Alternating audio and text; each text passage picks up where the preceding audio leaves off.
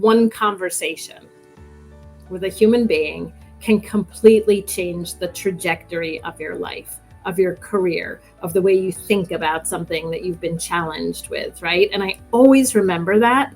And I always have, that it only takes one conversation to just blow your world up in the best of ways sometimes, right? Welcome to the Warriors at Work show. This is Jeannie Coomber, your guide and host. This is a show for men and women in the workplace who want to move from the predictable to the potent. This is your weekly dose of inspiration with an edge. I talk with CEOs and shamans, sports marketing executives and therapists. All of us are like-minded thinkers and doers who tell stories, share wisdom, and challenge each other to have the best life possible inside and outside the office. Welcome to your Warrior Conversation. Hey everybody, it's Jeannie. Thank you so much for joining me here at Warriors at Work. We are continuing our series on becoming better networkers and relationship builders. And this week I was joined by Amanda Grant, Senior Managing Director of the executive search firm Teneo. Amanda has over 25 years of financial services leadership experience. She advises private equity, fintech, and asset management clients globally. She recruits C-suite leaders and boards in corporate strategy, talent, and organic and inorganic growth. Amanda's also an incredibly insightful person. She gives such terrific advice and perspective. I mean, this is someone who is steeped in the relationship management business day in, day out. This was such a pleasure to have a conversation with Amanda, and I feel really, really lucky to bring this conversation to all of you. Enjoy. Amanda, thank you so much for joining me here at Warriors at Work. My pleasure. Thanks for having me, Jeannie. I am so excited to talk to you because of what incredible work you put out into the world. You are so front and center to this relationship and networking conversation. And so where I want to start as a key advisor to global executives at Teneo, I know that relationship building and networking is an absolutely crucial skill to what you do day in, day out. I'd first like to start by having you share with us, what is your philosophy or mindset around this idea of networking and relationship building? Yeah, thank you for the question. It's a great one. And I think, there's so many different ways to answer that, Jeannie. And I think a lot of us, when we hear the word networking, we think of sort of like uncomfortable, forced ways of connecting with people. You're right. It is not only critical, it is the essence of everything I do in my career and in my life. And I think over time, as we get a little older, I've kind of developed and learned things and continue to learn things that really make networking something incredibly fulfilling and enriching, both for me and for the people that I'm connecting with and to. So when I think about my philosophy, there's probably a couple of things that just come to mind immediately. One is I have a really, truly authentic interest in learning about people. I love living. I love life. I love human beings. I think we are the most fascinating creatures on the face of the earth. And every one of us is different. And every one of us has a different story, a different history, different challenges. And I guess it's sort of like being a voyeur, right? I love to go house hunting because I just love to see in other people's houses and how they decorate and how they think about their space in their life. And I think it's kind of the same way with people, right? When you connect with people through networking, it not only opens up your world and exposes you to their life, their experiences, but it gives you an opportunity to learn from them, to impact them. But most importantly, I think for my philosophy is really to serve them. I have always felt very strongly in my life that I'm just sort of hardwired and really get tremendous satisfaction out of helping people be who they want to be in their lives, however that may come about. And I'm really blessed in the fact that I've ended up in a career right now, and for quite a number of years now, where I have an opportunity to do that every day for multiple people. I think the other thing, as I think about this is I think for many people, when we try and network, we're put in a situation where we say, okay, we've got to connect with somebody. I'm here for a purpose. I need to make something out of this connection. That the first thing we do is try and find commonalities. Mm-hmm. And that often works and is certainly a way that we can have aha moments with people that lead to different kinds of relationships.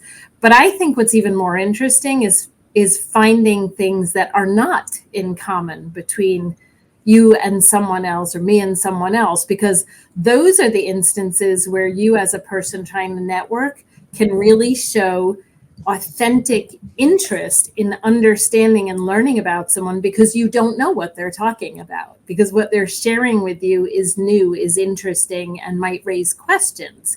And people like to talk about themselves and the things that are important to them in their life and they're passionate about. They want to tell you. And so to give them that open door to do so by asking them about things that you may not be so familiar with, I think creates some of the most interesting connections and discussions. And those are usually conversations people remember because you were actually interested in learning about them.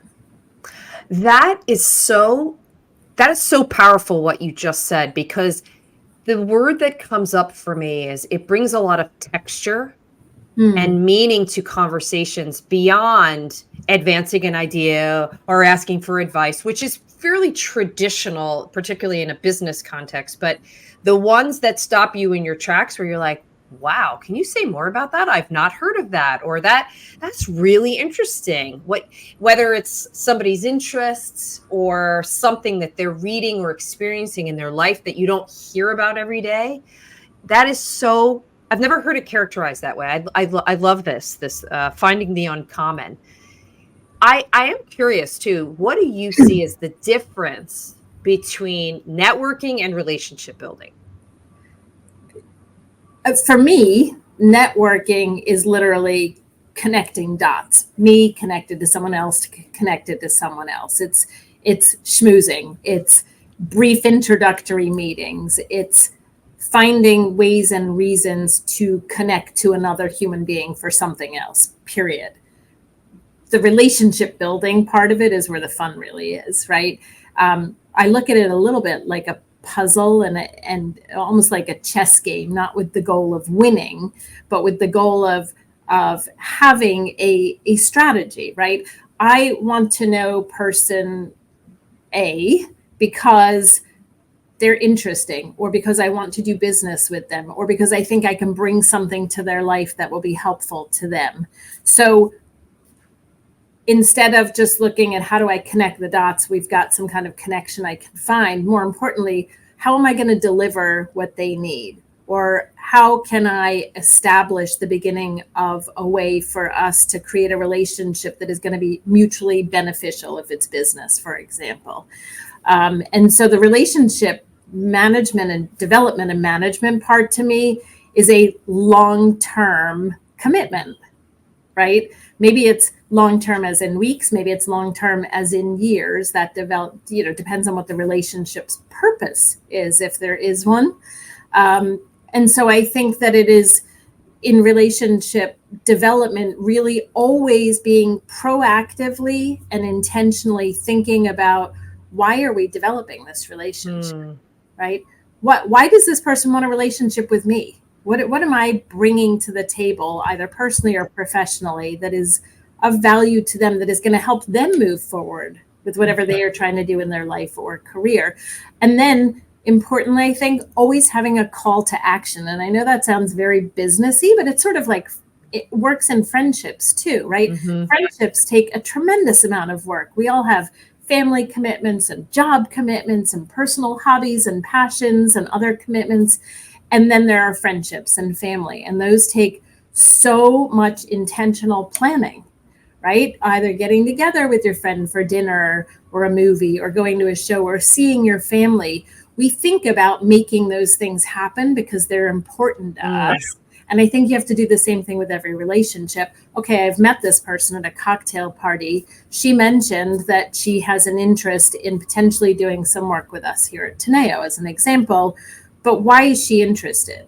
So then I will do a lot of work around research and understanding the context of her position, her job, her objectives, how we connected, what came up in our first networking conversation, and how can we build on that. And then I will very intentionally create an approach to the next step of that relationship. And I think the key to relationship management is making sure that process never stops. Yes.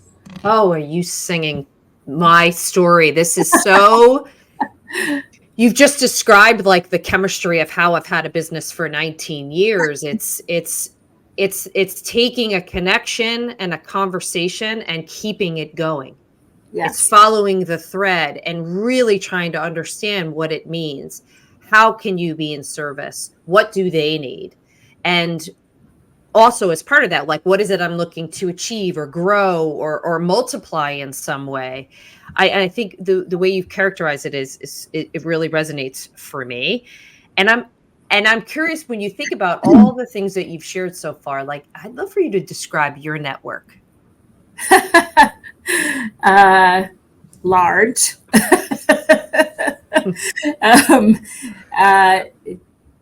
How would I describe my network? It's diverse, and I mean that truly in the broadest sense of the word. And I think what's been interesting about it is that over the years, when I think back to my very early days in a different career, but evolving through multiple careers to where I am now, the network has grown and has been, what's the word I want to use? It has layered. It's built upon itself. And I think part of it is age, quite frankly. As you move through your life, you start to understand in different phases the kind of people that you like to have relationships with in all the aspects of your life. But also what is your way of connecting with them? What is your way of developing relationships? And one relationship leads to another, if you're doing this constantly in your life. And so my network just keeps growing and growing every single day of my life, literally.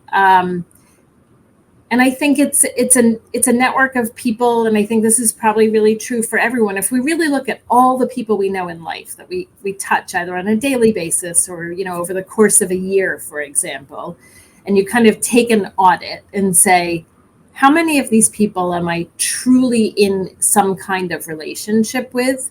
And which of those relationships are growing and which are stagnant? Because I think, to your point, you just mentioned, Jeannie, that, we have these relationships and these networks, and we're constantly asking, how can we serve? How can we bring value? But I think it's equally as important to know that you might have an enormous network, but you also have to recognize and acknowledge that there are times when you can't add value, or you shouldn't add value, or you shouldn't pursue a relationship, business or personal, right? And those decisions are hard, I think, when you're earlier in your career in life, but as you fine tune understanding how you connect with people, it becomes easier to say, I can let that go right now. I'm not necessary for that person. I can't add value. There's nothing I can do that would be helpful in their life. And you know what? If in the future there's an event where we can help each other or connect with each other, it's there. We can reattach. Yeah. But that's a hard process. And I think what you're mentioning too around the auditing is it's always being conscious about the network that you're a part of, that you are on the management of, or in figuring out even what part you play in the system that you've created. That's how I usually characterize a network. It's like a lot of times your role in that system might be very, very different, but it's to always have consciousness into the system in which you are living, breathing, and operating. And you use the term audit, which is really a smart way to evaluate the health of your network. Yeah. And how is it serving? How is it helping you grow? Again, going back to what you believe you need to do in your life, whether it's personal, professional, combination of both of those things. I think it's really important words just to be aware of it. I couldn't agree more. And I think, back to your question on how do you differentiate between network and relationship development or relationships, if I think of my entire network of all the people I know in the world, that's my network. It's anyone that I can or am connected to. But if I think of relationships, it's a much smaller subset of that. And it changes, right? I think that's important too. It's not a moment in time, it's dynamic and it's a living organism. Mm-hmm. You know, beyond your mindset and philosophy, if you were to crystallize for us, what do you feel like the brass tacks, most important skills to be strong at this building relationships and building your network? What comes to mind? Listening is the first, really hearing people, because you can't find connections, meaningful ways to contribute to people if you haven't really heard them. So I think that's the first and foremost. Being proactive and having a discipline, I think, would be the second. And that's a little bit of what we just talked about, right? Having a process to constantly evaluate the health of the relationships, to constantly be checking in, but more importantly, to constantly be bringing something of value or learning from that relationship, I think is really important. And, really having a real interest in people, but being able to step into their shoes and empathize with where they are, right? You just made a great point. You said we have this whole system and we can, we've got to remember that we play different roles in that system with different people. We also have to remember that the people we're interacting with, their roles are constantly changing, even with us. And that is, sometimes when you think about that, the enormity of it can be overwhelming. And so the other thing you have to do is really say it's okay to not prioritize everyone at the same time. The discipline part is where I see a lot of people fall off. They revert back to more of the connecting the dots, making the connection, but then they don't spend the time or the effort to lean into the relationship building part of it, which takes time, it takes interest, it takes energy and a consistency and like a rigor or a practice. It's almost like, when you're going to the gym and you're doing reps. Yes. It's kind of the same thing. It's like you have to build the muscle strength around, this is something that I do because it's something I believe in and it's something that feeds me, it feeds other people. So I just want to highlight the word discipline, because that's where I see a lot of people like, well, I sent an email. Right. And then what? I sent them a text and then, nothing ever came of it. When I think about you too, even what you do for a living and your long track record in frankly, the business world, you've probably had some incredible experiences that really have been very impactful for you. And I would love for you to share, when you think about this conversation about building network and building relationships, is there an experience that comes to mind that was particularly influential on your career? And I'd love for you to tell us why. Yeah, the answer is yes. I could say that there are multiple, but there's one that probably stands out more than other because as I just asked myself that question in my mind, it popped up immediately. So that's the one. But let me preface this by saying I am currently absolutely obsessed with the TV show America's Got Talent. Right. And maybe it's part of that also voyeuristic thing, right? These incredible people from all over the world with these amazing talents that are being discovered that you would never otherwise see. But I've been obsessed watching it lately. And one of the things Simon Cowell always says to the contestants is 2 minutes on this stage can change your life and will. Right. And it is something he says over and over again. And that reminded me that one conversation with a human being can completely change the trajectory of your life, of your career, of the way you think about something that you've been challenged with, right? And I always remember that. And I always have, that it only takes one conversation to just blow your world up in the best of ways sometimes, right? And that refers to the specific situation you're asking me about that really impacted my career.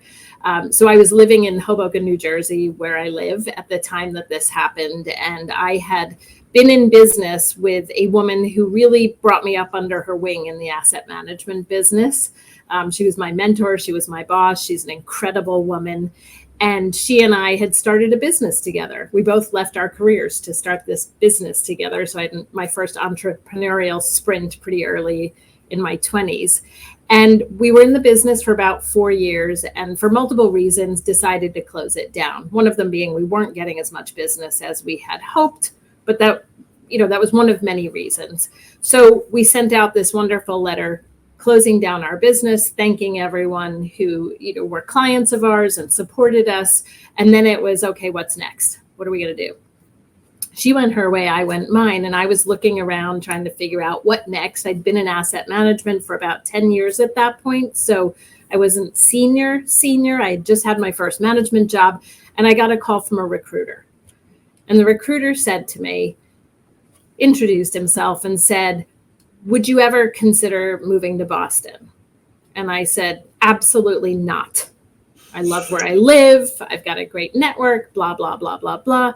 He said, well, would you have an introductory, exploratory conversation with the hiring manager for this position? I said, sure, I'm always open to conversations. You never know where it will lead. Well, 3 weeks later, it led me to move to Boston.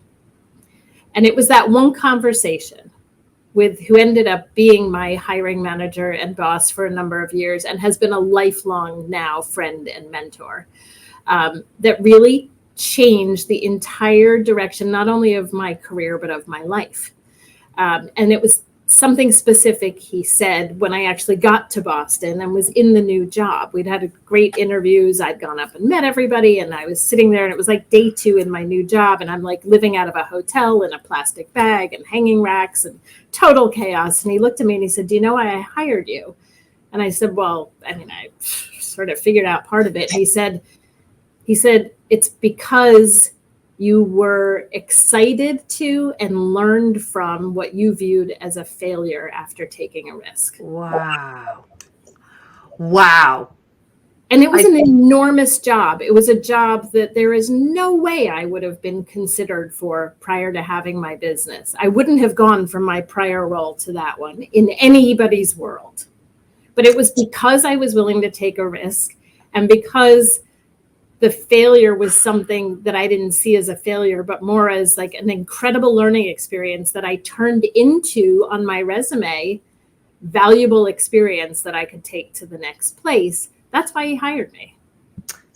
What an incredible story. Because my brain just goes to, when I think about you are an advisor to executives all day long, you're helping them find their next success. And I would imagine that story plays out when you're hearing stories of decisions that didn't work out, or maybe they've been terminated or laid off from a particular career. I would imagine that story shows up for you in those conversations. Am I right? It does. It shows up in my conversations with others as an example, but also guiding me in how I can help them think about things differently. And quite honestly, it has impacted major decisions in my life, which I specifically can articulate were because of that conversation and that one action. Fears that I've been able to walk through when I remember that moment and that conversation, risks I have taken since, new directions I have explored. I mean, I'm a co-chair of the advisory board at Dyson College at Pace University, which was my undergraduate alma mater. And the majority of students there are first-time college students and their families. So it's a pretty remarkable population of students who have an incredible passion and hunger and desire to succeed and become something different that maybe didn't exist in their family before. And one of the things we are constantly working with them as a board on is understanding that your career path and your life path are not linear. And that in fact, some of the best things that will happen in your life that you can't even fathom are going to come about of single conversations you have and don't anticipate that lead you in new directions. Oh my goodness. Right there is that's the major soundbite for this entire conversation. And it goes back to this notion is have consciousness to what you're doing and how you're doing it. Yes. And for anybody listening or watching right now that's a little asleep at the switch or not really sure, what do I want? What do I want to be thinking about? Is like, let that story and that experience that you just articulated really start to sink in. Is that the more awareness you have to what you're doing and how you're doing it can really have a profound impact beyond your wildest experiences. And it's something that also resonates with me because I do a lot of mentoring for people early in early career, and they're looking for the hierarchical, what's the decision that's going to lead to this and I always say, well, it's kind of like an 8. It's like the infinity expression. Yeah. It's because all of this, while this may seem erratic and maybe not efficient, what you're actually doing is acquiring experiences as that 8 goes. And all of those things will start to have you lift and grow from that place. And a lot of times I get that. Well, you're spot on. That is such a great way. Even the motion of that is such a great way to describe it, because you are constantly in motion. It's an ebb and a flow, right? In and out of things. And I think, one of the things I see people struggle with around this, Jeannie, the most is how to tell their own story, right? Every person you talk to has a story. And just like I could have put on my resume, closed business, didn't make enough sales. But instead I put 4 years in the asset management industry as a consultant, meeting with 250 firms globally, right? Deriving insight to their business strategy, et cetera, right? Like it's not a spin, it's the truth, but it's understanding how to tell your own truth in a way that really reflects who you are and what you've done and what you're capable of doing, because nobody can tell that story better than you can. And that's how you connect with people, through relationships and networking. And it is so much the language that you use to depict the moment.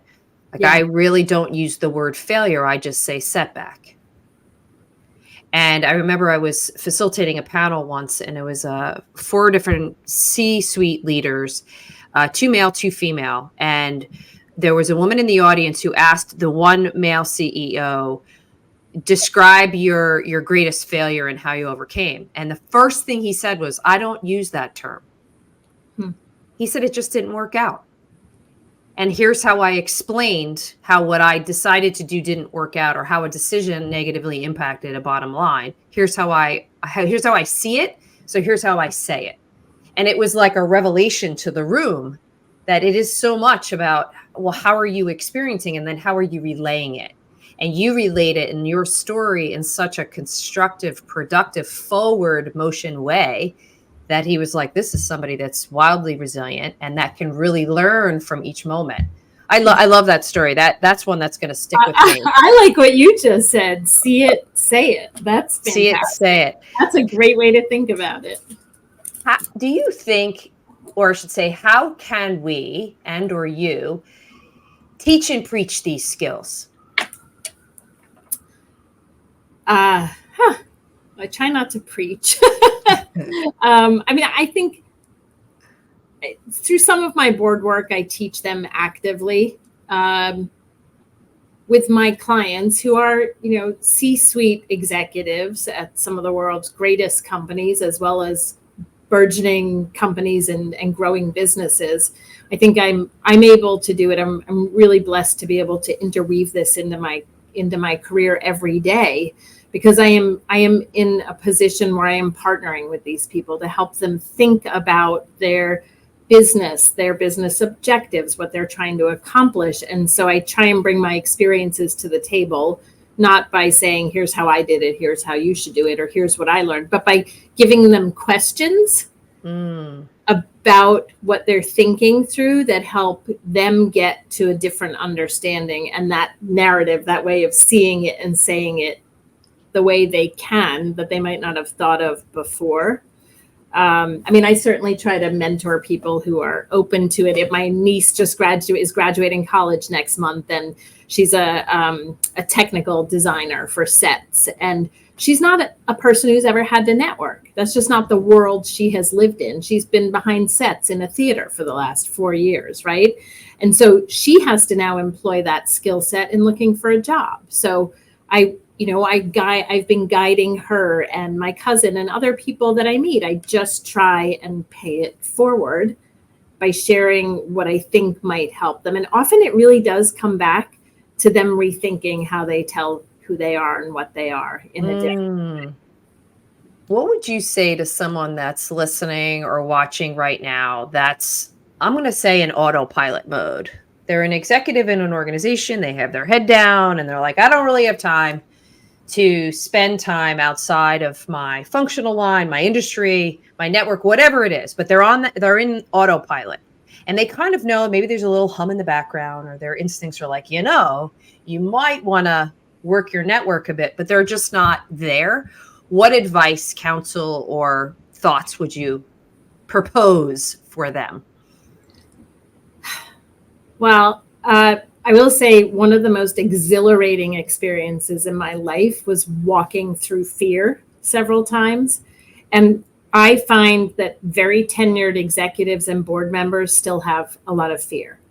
What is that going to feel like if I step over the line into something so different? If I step away from a career that I know, if I try something completely new, oh my God, there are these risks. I won't have security, et cetera, et cetera. But it is the most exhilarating feeling the minute you take that step and you're on the other side, because it just opens your world up. So we talk about that a lot. And I would encourage people to really sit with whatever is in their gut that's holding them back from even exploring that little buzz in the back of their mind, a little vibration, because it's very empowering even to give yourself the room and the permission to explore that. I think the other thing that I would encourage people to do, I used the word audit before, but I really think everyone has more relationships and a bigger network than they think they do, because most of us don't take the time. I happen to be in a career where I'm doing that every day, but that's not the case for most people. I understand that. But if you take the time, 1 hour, literally take 1 hour of your time and audit your life. That sounds so funny, but what organizations have you been in? What jobs have you held in which companies? Are you involved with a spiritual organization? Are there hobbies that you're involved with? Literally, what teams do your kids play on? What did your parents do for a living? Where are your aunts and uncles? Where are your friends? What do they do? And literally create a list and a spreadsheet of this. All of a sudden, you will realize that you have so many more connections in areas outside of the box you're currently sitting in, that you can start to map for yourself. If I'm thinking about this other idea that's it gets me excited to sort of think about it a little bit. How do I get to a conversation about that from here? Are there people in the middle that might be able to help me bridge that? And make a goal for yourself of 3, I just want to learn about it conversations, 3 cups of coffee, 3 introductions, because I'm just exploring something that you can get to. And those 3 conversations will have a massive multiplier effect. But I think the first thing you have to do before you do any of that is say, it's okay to explore this. Yeah. Yes. Like acknowledge where you are. Yeah. Yes. Who do you follow for inspiration? or are there like some really powerful international experts in the space that you live and breathe in that you're like, I follow them for advice, for guidance? Like, who comes to mind? That's a hard one, because I don't know that there's one that I follow, is the truth. I have a real thirst for learning. And so I pick things up from different places all the time. It might be, something that flashes up on my LinkedIn, and it's a quote from Maya Angelou that will inspire me for the next 3 days. It might be something I read in the newspaper. It might be talking to a friend who's advancing in a different direction in their life. I really draw on all the sources in my life for inspiration. And I often find that it comes from like an unexpected place. Like my son might say something and I say, wow, that is genius. And I know you were talking about it because we were talking about cleaning up your room, but actually that applies to my business. I mean, Oh, just, that's so funny. like my son is 14 years old, and we were talking about something irrelevant the other day, not important. And he said something like, no, I'm not going to do it because I don't want to. And I said, well, why? And he said, because I don't enjoy it. And I thought, I had this moment. I was like, wow, if half the professionals I knew had as much clarity about knowing what makes them happy and knowing what doesn't, and we're comfortable standing firm in it, wouldn't this be a different game changer for them, right? Just there's little nuggets everywhere in life that you can pick up. I don't know if you've read it, and I read all kinds of things, but there's a book I've read multiple times. I can't believe I'm just blanking on it. The Celestine Prophecy. Oh, I've never read it. So yeah, some might view it as religious, some might view it as a little out there. I just happened to pick it up like 30 years ago on someone's recommendation. And it's a book that essentially is all about being aware of what's happening all around you, and that if you are making connections like every moment in your life, or there's an opportunity to do that. And it sort of reminds me of how the way I live my life, I try and have that awareness, right? I tend to talk to everybody, which is probably annoying to some people, but I think I got that from my dad. He used to come home and tell us these wild stories. Like, I was in an elevator on a business trip, and there was a man, and he was singing in the elevator, and he was blind. And I was like, oh, that's a great song. You have a good voice. And we were like, Stevie Wonder? And he'd be like, oh, yeah, that was his name, right? And we wouldn't believe him because we're like, no way you were in an elevator with Stevie Wonder. But sure enough, these were the kind of interactions he had because he connected with everybody, which is probably where I got all this from. And it's so exciting when you have those moments of connection. And you just reminded me of something wild that happened to me. Just came back from New York. I was walking down Fifth Avenue, and I was looking at St. Patrick's Cathedral, and I thought of a former client, and I was like, I wonder how Kelly's doing. I look over, she is crossing the street. Wow. And she says, Jeannie, I was just going to text you. And I was like, I was just thinking of you. And I wasn't even intending to walk down Fifth Avenue. But in our 10-minute conversation where I was walking down to Grand Central, we just started talking, and our words started matching. And all of a sudden, it's like all of this energy and excitement started to take us down to different paths that, I don't know, there was something very exhilarating, just to use your word, about making that connection. And then it all came back to, we ended up having a networking conversation too. Like, do you know so-and-so? Well, I need this from that. And then in that quick moment, we just took out our phones. We're like, boop, boop, boop, boop, solved some problems, had a deeper conversation, and set up lunch. Like in like a 10-minute walk. It was incredible. So well, I will tell you, I'm a big believer that there are no coincidences in life. Exactly. And I think that comes back to what we were just saying, right? If you are aware and open to it, you can make connections throughout your entire day. Yeah, it's very, very true. Well, on that note, the way I'd love to end our conversation in the spirit of networking, I'd like to end with a question that I will use whenever I'm closing out an executive coaching circle. I will ask that everybody share an ask, an offer, and an acknowledgement. So what ask do you have of me and or the Warriors at Work community or your network at large? Oh, goodness. I hate to ask for things. I'm a giver. I guess I would ask people to take a couple minutes this week sometime and think about that thing vibrating in the back of your head. And maybe take a step to do something about it, or think of someone that you would like to be connected with, either for business or personally, and map out how you get there and then do it. This is something I love to do with people, right? Because I think sometimes we can see for someone else easier than they can see for themselves, just like we're all great at giving advice to everyone except ourselves. Other people listen to us better than we listen to ourselves. But I will offer that for anyone who wants to do something like this and has something they want to explore, a person they're trying to connect with, a business opportunity they're trying to pursue, and can't figure out how to connect those dots, I would love to help you. And who would you like to acknowledge? Who or what would you like to acknowledge? Oh gosh, so many amazing people. Well, thank you first to you, Jeannie, Oh, you're for the welcome. conversation. It's so exciting to have a conversation like this, and I appreciate the opportunity. I want to acknowledge my son, who inspires me and challenges me every single day of my life.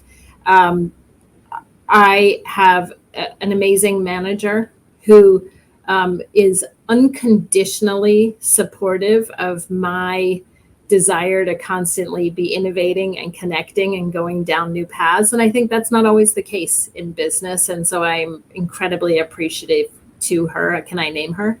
Of course. To Diane McIntyre. I am incredibly grateful to Bill Glavin, who is the star of the story I told you about hiring me because of my business that went under, and my family, because I was really lucky. I was raised in a family where I was told, as were my brother and sister, every day of our childhood, that there was nothing we couldn't do in our life if we didn't put our mind to it. And I realized as an adult that wasn't true for everyone. So I'm so grateful for that. Amanda, what a beautiful way to end our conversation. Thank you again so much for sharing your stories, your heart, your experience. It's been such a pleasure getting to know you, and I look forward to more and more conversations. Thank you so much, Jeannie. I really appreciate it. Thank you for joining me for another episode of the Warriors at Work show. If you are interested in learning more about what we do at the Warriors at Work show and platform, be sure to go over to my website, Jeannie Coomber, and subscribe to my monthly Warrior Playbook newsletter. I share everything that I'm up to month by month, as well as some lessons and insights that I've learned. I'm also interested in hearing any feedback you have about this conversation or future topics. So reach out to me directly on jc@jeanniecoomber.com or on LinkedIn. Be sure to tell your friends and your colleagues about this Warriors at Work conversation. Subscribe, review, and rate us. It's the best way to get this message out into the world. Be well.